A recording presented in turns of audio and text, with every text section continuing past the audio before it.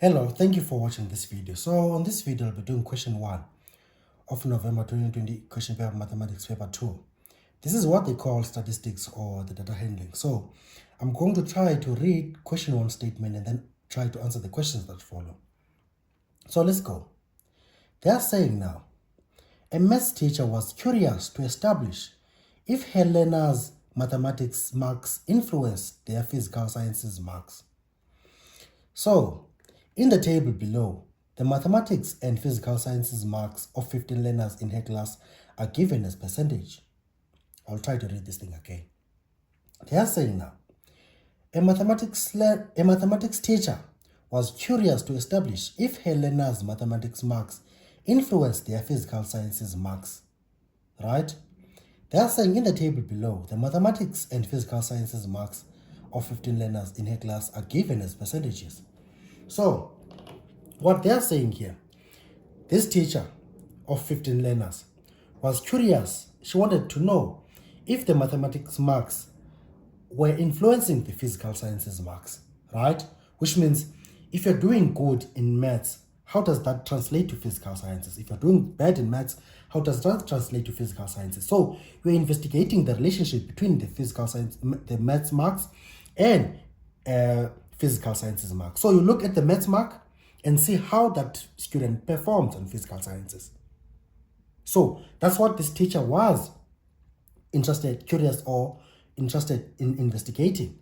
So she wanted to see how is maths influencing this, right? Because if you try to think about it, let's say I'll try to make an example of this.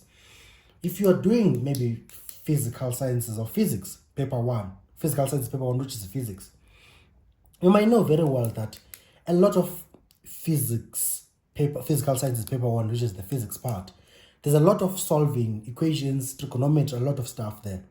So now, if your trigonometry in maths is not good, then you might not do very well maybe in physics. If your solving skills in maths are not very good, then you will suffer in physics. That's what, in my experience, I would say. But I'm not saying that's what is happening here. But what I know is that if you can't set up your equations very well in physics, then you will fail. But in order to be able to set up those equations, then you need some solid maths background or basics. That's what you need. So that's what this teacher was interested in investigating. So she wants to see from the data if there is a relationship between the two. How is your maths influencing the physics? How is the maths marks? That's what she's saying. So let's say you have your maths marks. How does that translate to physical sciences marks? How does that influence the physical sciences marks? That's what the teacher is interested in knowing. The maths marks, how does the maths marks influence the physical sciences marks? That's what the teachers want to know. No problem. So if you're investigating this, you don't expect much from maths. You just look at maths as it is and then look at the corresponding physics mark. So you look at this maths mark and look at how the corresponding physics mark look like. Right? So you want to see how is the physics connected or related to the maths mark. Right? So you can think of your maths marks as independent variables. Right? And your physics marks as dependent variables. So your amount of physics marks is dependent on your maths mark. Like I said, this is just my general knowledge now. So if your maths mark is bad, then your physics is high likely to be bad. If your maths is good, then you might survive better in physics because you will set up those equations very nicely. Right? So now, whatever that you get on maths depends on physics. Whatever that you get on physics depends on what maths is or what marks you are getting for mathematics. So you can think of your maths, your physics marks or your physical sciences marks as dependent variables and your maths marks as your independent variables. So the maths marks, you'll say, okay, I'm looking at maths as independent variable. I'm looking at the physical sciences marks as dependent, because you want to see how much do these physics marks depend on the maths marks. So your physical sciences marks are dependent on your maths marks. So you can say now your mathematics marks, it's more like they represent your x, and your physical science, they represent your y, as you can see even on the scatter plot that we're given here. Because you're given the maths on the x-axis and you're given the physical science on the y-axis. So this, whatever that you have on the x-axis is always independent variable. What you have on the y-axis is always the dependent variable. So this variable that is up here, which is the physical sciences marks, depends on the mathematics marks. So that's what I wanted to explain first, and then we'll go to the questions. So I'm going to throw this page away because we don't need it anymore. I've just used it enough. I'm happy with how much I've used it. So now, as you can see, you have your mathematics marks. You can have all of them here, and you have your physical sciences marks. So let's look at the first learner. I'm not going to look at all of them. I'll just look at the first one. You can see the first learner, they got 26% for mathematics and got 34% for physics, or physical sciences, sorry. So you can see this student performed bad in maths and they performed bad in physics. Then they got 62% for mathematics, the second one. And the second student got 67 for physical sciences. So you can see the second student performed better in maths. They got 62% and also got 67% in physical sciences. So the third student, they got 21 in mathematics and they got 28 in physical sciences, and so on. This continues. So if you look at all of it, it is easy to see that there is some relationship that you can establish there. But to make it much easier, let's look at the scatter plot that we're given here. You can see there's a student that got about 20% in mathematics. They got between 20 and 30% in physical sciences. See this one. The next one got about maybe 22% about 22% in mathematics. They got maybe about 28% in physical sciences. So you can see if you increase, as the mathematics marks increases, you can see that the physical sciences marks also increases as well. Because if you take a student that is here, they have high maths and they have high physics. So if you take a student that is high here, high maths and high physics as well. So just looking at this graph, you can see that as the students perform better in mathematics, the physical sciences also look better. So it's important to study the graph or the plot that you are given before you even start answering questions. Because all the questions that you are going to be asked, they will be based on what you can see here. So in this case, you can clearly see that there is a relationship. If the student performs better in maths, then they will perform better in physical sciences as well. That's what this scatter plot is telling us, which is based on these mathematics marks that we were given in the first place. No problem. So now, let's go and try to answer these questions. So let's go to 1.1. At 1.1, they're saying determine the equation of the least squares regression line for the data. So at 1.1, they want you to find the regression line, right? So you know very well that your regression line is in the form y is equal to a plus bx. This is your equation for the regression line. It is in this form. So for grade 12, which is for your level, the way you find this regression, the regression line, you use your calculator. So we'll try to use our calculator to find the regression line.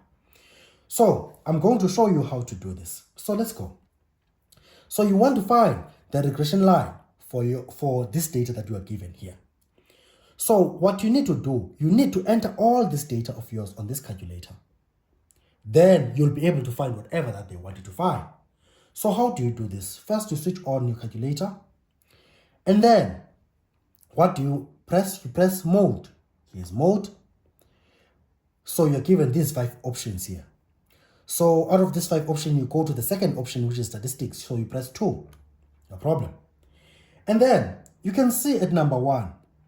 Number 1, this is variance, right? Number 2, you can see you have a plus bx, which resembles this regression line of yours. So option number 2, that's where your regression is. At 1, this is variance. At number 2 is a regression. So you press number 2 at the regression. No problem. Then now you will see your calculator will give you 2 columns, the x column and the y column. So this column, they represent the values that belong to the x as a variable and the values that belong to y as a variable.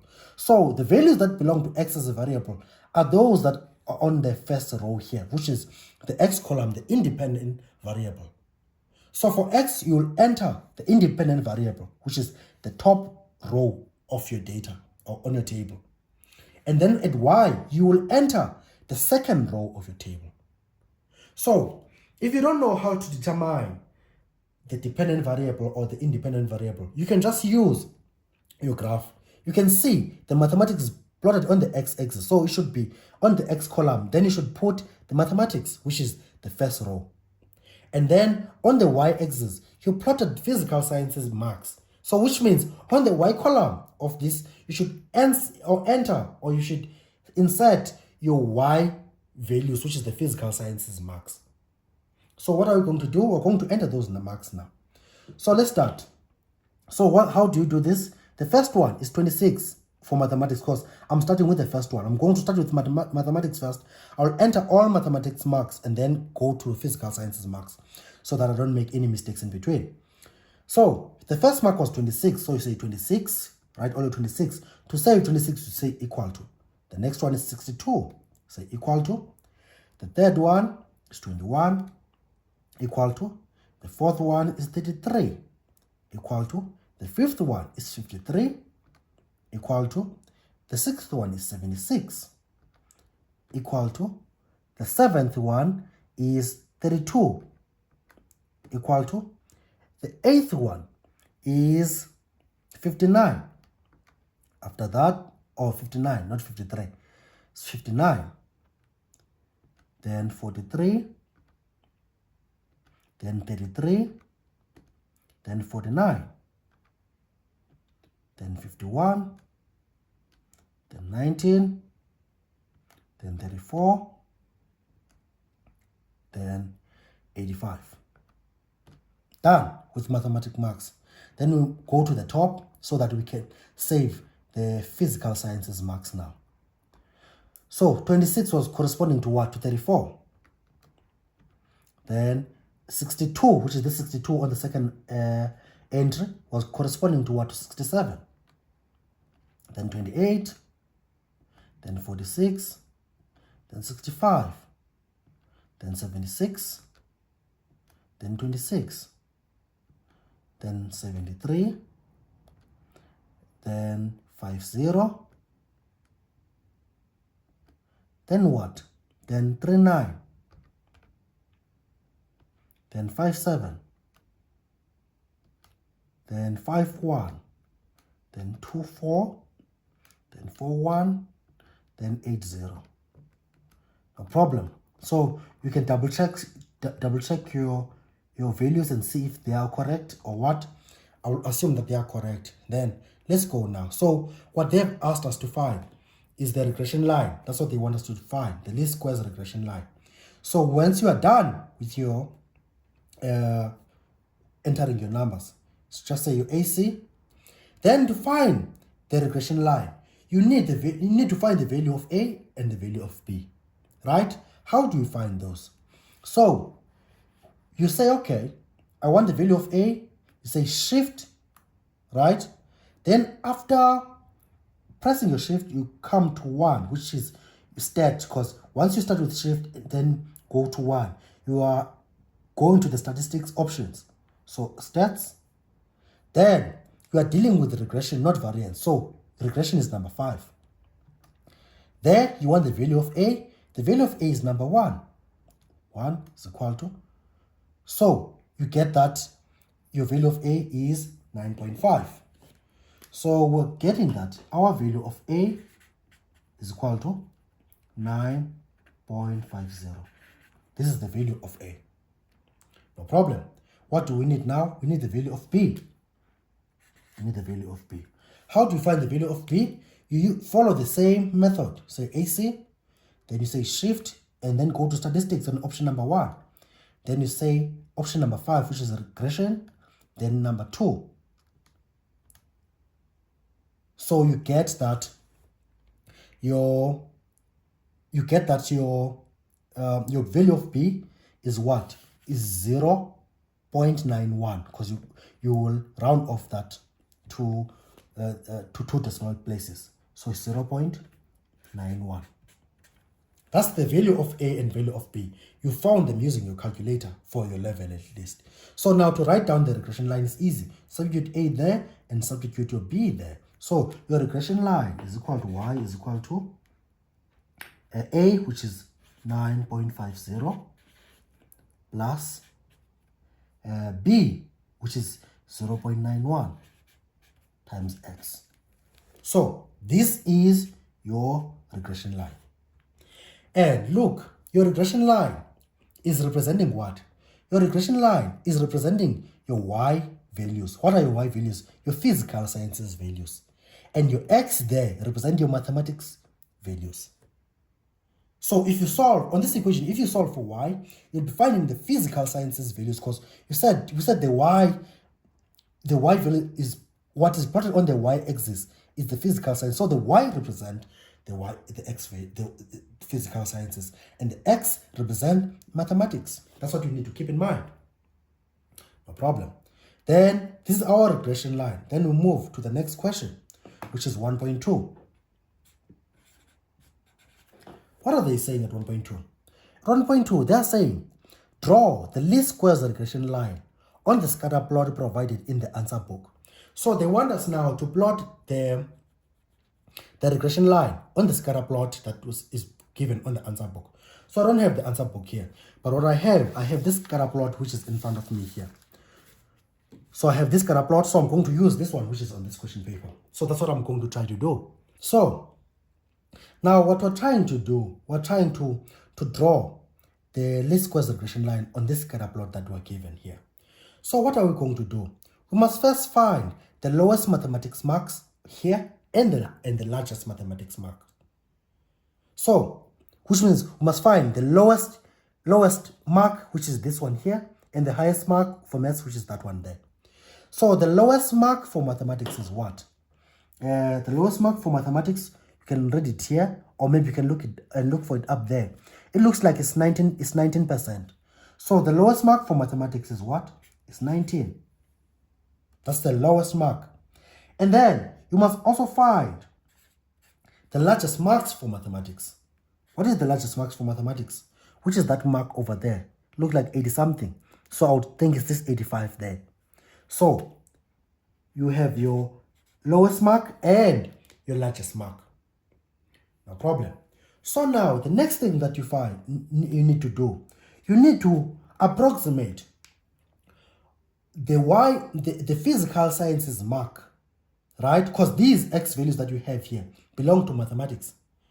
So now what you need to do is to use your least squares regression equation, which is this regression equation here, which is this which you found on 1.1, to approximate the corresponding Y value, which is the physical sciences mark, which lies on the regression line, right? So what you do is, okay, Y is equal to 9.5, 0 plus 0.91 times 19.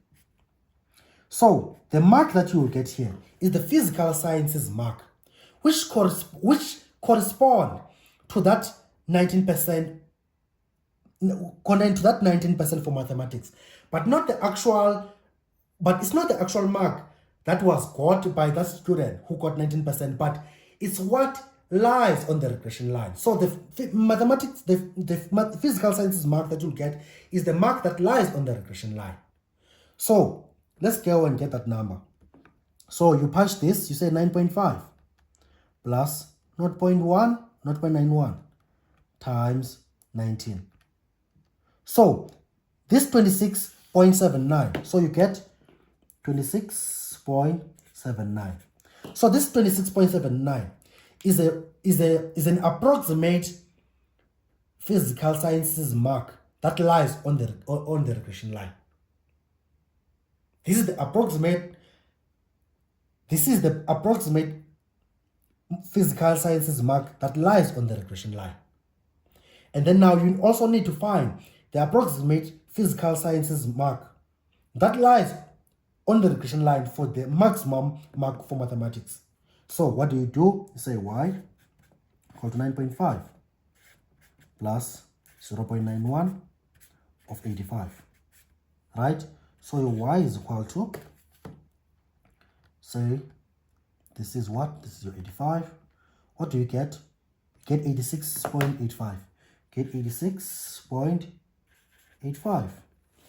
So what do you need to do now? You need to plot this point 19 and 26.79 and this point which is here, which is 85 and 86.85. You need to plot these points where? On your scatter plot, and just join them because this is a straight line. So what do? You say, okay, I want 19 and 26.79. So I'll say my 19 is somewhere here and 26.79, more like 27. So 19 is in between here because it's 12, 14, 16, 18. So 19 is in between and maybe like 20, maybe like 27. So it's 2, 4, 6. Oh, sorry, 2, 4, 6. So 27 or 20 is somewhere in between here. So this is the first point. It's this point here. Or maybe let me put an X on it. And then now the next we plot this point 85 and 86.85. 86.85. So 246. Oh, sorry, it's 85%, right? 85. So it's 85. So 246. So 85 is in between here. And 86. 86 is at the very, very, very, very top, which is somewhere 246. So somewhere here. So your regression line will cross this point and that point over there. Then you just join the 2 points. Just join these 2 points.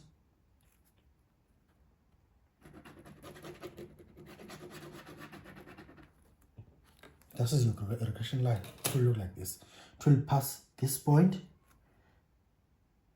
to that point. It will start there and end there. So the lowest value, which is 19, will be your starting point of your regression line, and the largest value, which is 85, will be the end point of your regression line. Because you can see I have my 19 here, I have my 85 over there. So here's my regression line.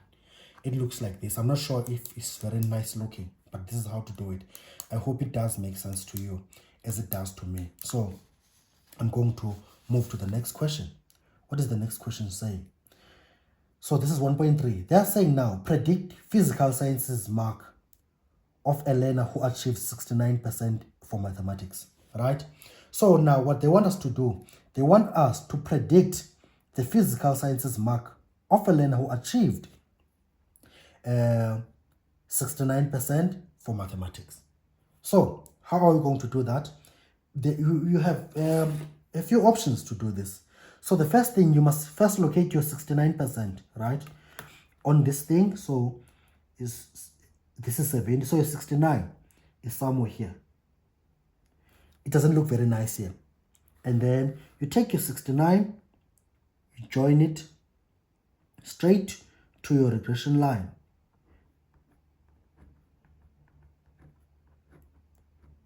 Is it?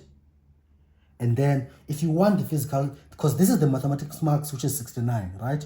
So you want the physical sciences mark, then you go join this to the y-axis and see what will be the reading there.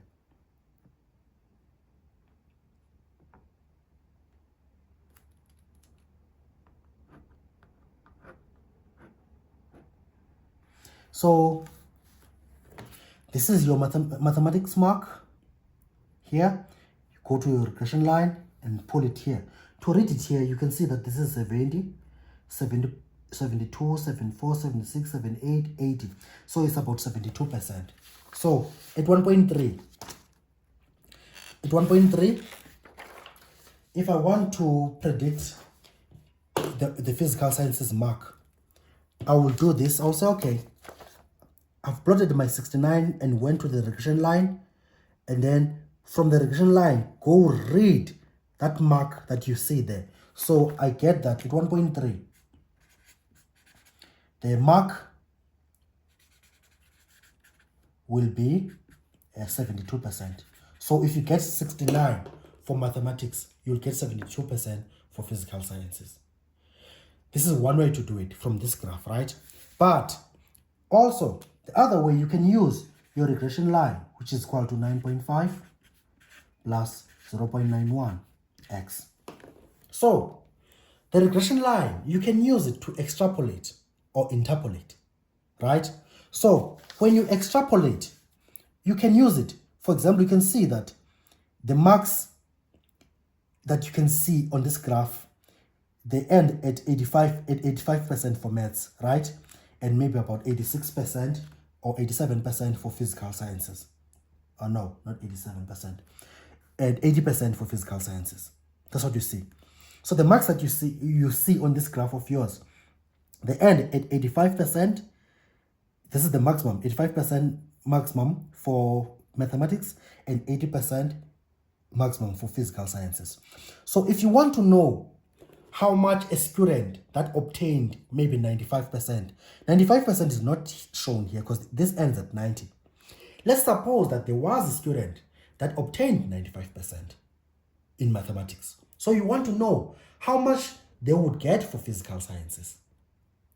We don't have the student here. We don't have a student that got 95%. The maximum mark for mathematics that we got was 85%. But now, let's suppose for some reason that there was a student that got 95% for mathematics. So we want to know how much mark would they get for physical sciences. So when you do that, you are going outside your data to get numbers outside your data set. You are extrapolating.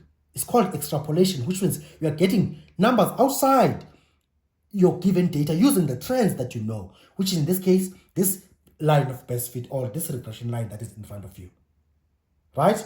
Or maybe, let's say there was a student that got 15% for mathematics. You are still extrapolating because the mark that you are looking for, 15%, is outside of your data set. Because 15% is somewhere here. So you will be moving outside of your data set to follow the trend to see how much that student who got 15% for mathematics, how much will they get for physical sciences? That's called extrapolation. And then now, but if the number that you're looking for, let's say maybe is 70% for mathematics, because we don't have 70% for mathematics here. Let's say there was a student that got 70% for mathematics, and you want to know how much they would get for physical sciences. Now, you are not extrapolating because the data is within your given bounds of data, right? Or the extremes of your data. So what you're doing there, you are interpolating because you are looking for the data in between. That's called interpolating or interpolation. So in this case, they want to know if a student had achieved 69% in mathematics, how much would they get for physical sciences? So now 69% is within the bounds of this data. 69 is somewhere here. So now, in this case, you're not extrapolating, you are interpolating. So they want us to interpolate the physical science mark if there was a student that obtained 69% for mathematics. So let's go and interpolate. So we have interpolated with a graph, but now we can also use the line of best fit to interpolate. How do you do? We have that the x value, which is the mathematics, because we said the mathematics is on the x value, so the mathematics is x value. So we have the x value to be 69%, right? So what we want the corresponding y value. So what we do is substitute the x value on the regression line to interpolate, because we use the regression line to extrapolate or interpolate. So in this case, we're interpolating. So we say y is equal to 9.5 plus 0.91 times 69. So your y is equal to, so the answer that we'll get here will be the physics mark that will likely be got or achieved by a student that got 69% in mathematics. So say 9.5 plus 0.91 of what? Of 69.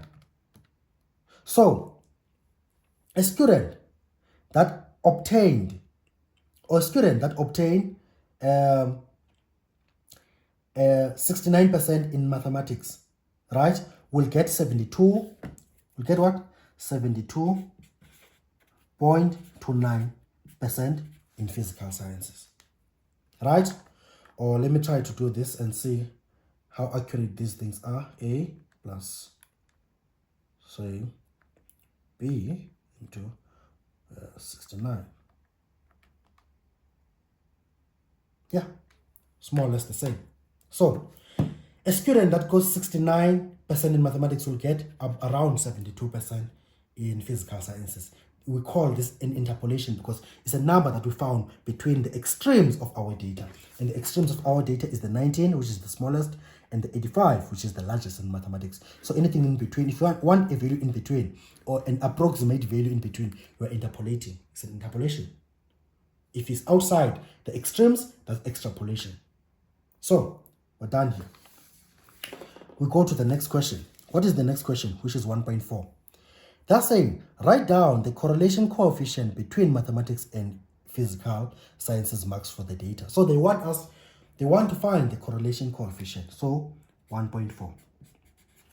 So in simple terms, so they want us to find the correlation coefficient.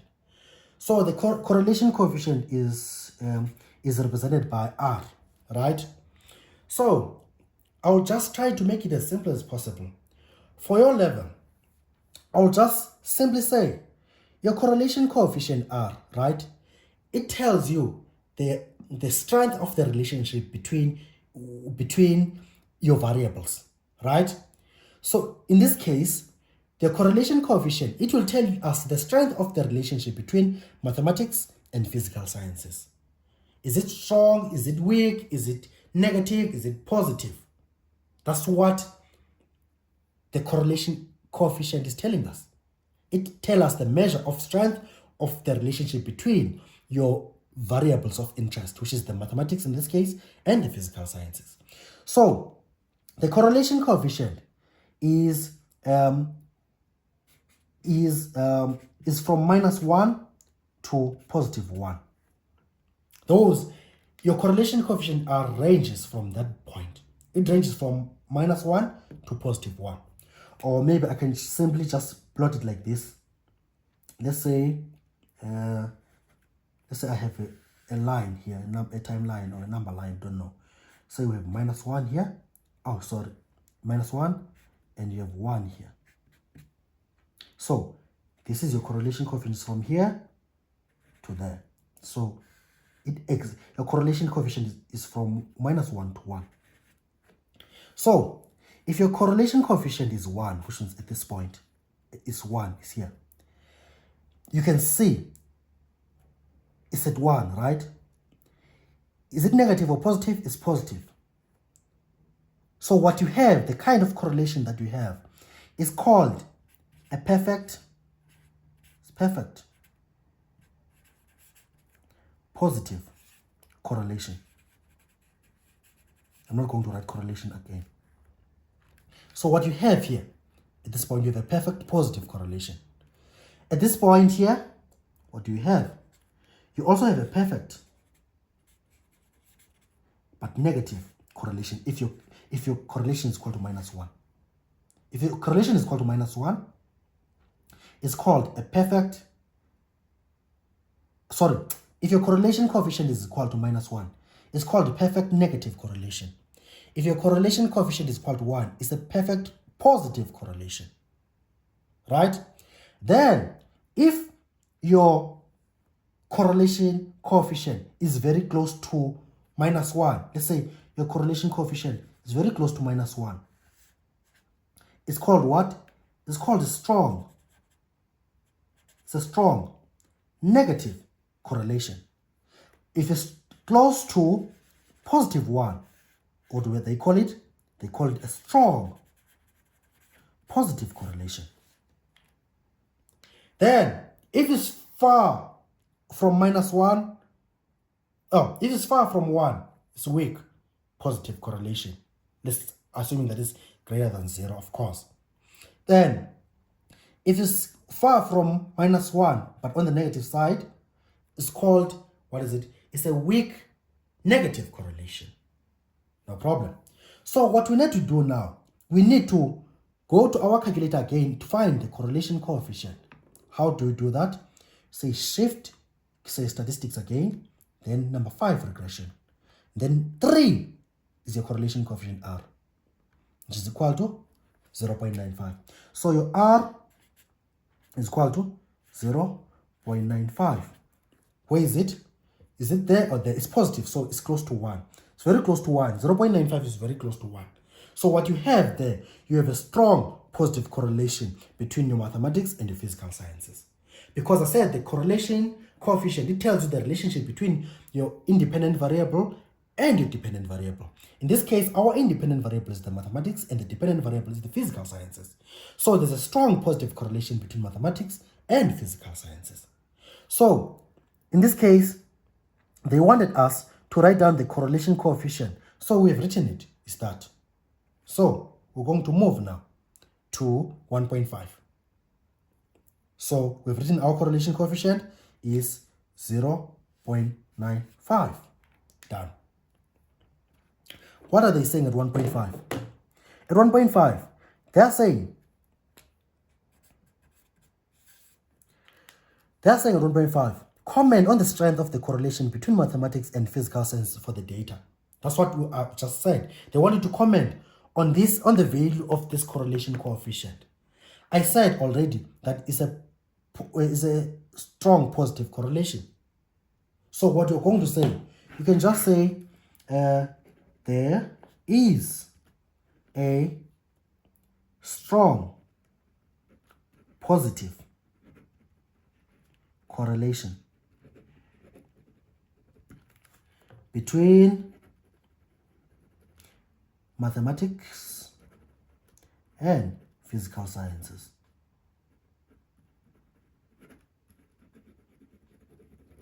Which is, there's a strong positive correlation between the two.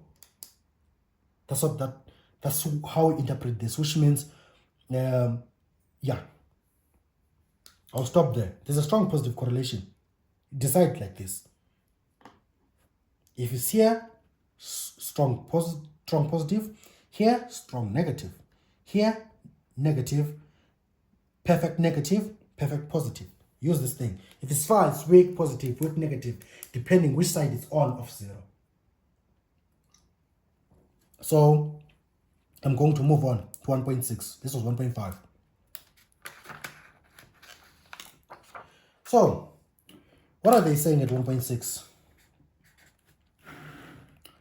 At 1.6, they are saying, what trend did the teacher observe between the results of the two subjects? So they want you to comment on the trend observed by the teacher on the results of the two subjects. You can see that a student that performs better in mathematics will also perform better in physical sciences. That is the trend. Because as I said at the beginning, before I even answered this thing, is that if you don't know your maths very well, how are you going to solve those physics equations? You can't do them. You'll struggle. So the trend is that a student that performs better in mathematics also performs better in physical sciences. That would be the outcome or the observation that I would hope the teacher made. But you can see it on the graph, but because you see, as you increase your mathematics marks, the physical sciences marks also increases. So what do you say? You say there is, actually, a student or learner that performs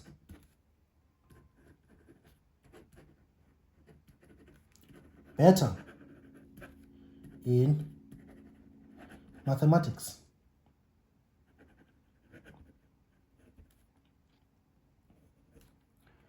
will also perform better in physical sciences. It's here in the front of our eyes.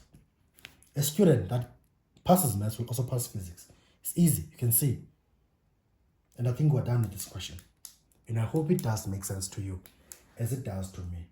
Otherwise, thank you for watching. I'll go to question 2 now. Cheers.